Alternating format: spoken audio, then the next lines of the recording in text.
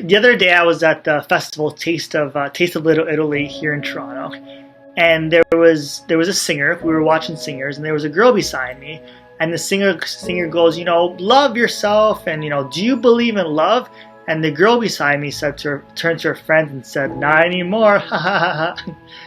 And the thing is, that's all too common for someone to feel like they don't believe in love anymore, because they loved before and they got hurt by someone who was distant, by somebody who didn't know how to open up, didn't know how to connect, and they felt hurt by that. And from there, they closed up and they didn't connect anymore. And what happens, and you can see it in your own life, and I see it with my clients, is that they get so disconnected with themselves. And they get so disconnected with any relationship they have. Even if the other person is great, they feel so disconnected.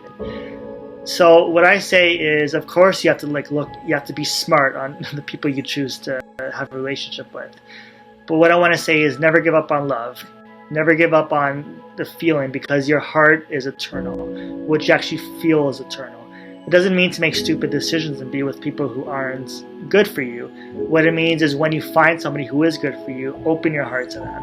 And open your heart to yourself, because that's where you're the strongest. That's where you feel the most self-esteem and the most confidence, and that's where you feel the most love. So you're not reliant on them breaking your heart, because it's internal.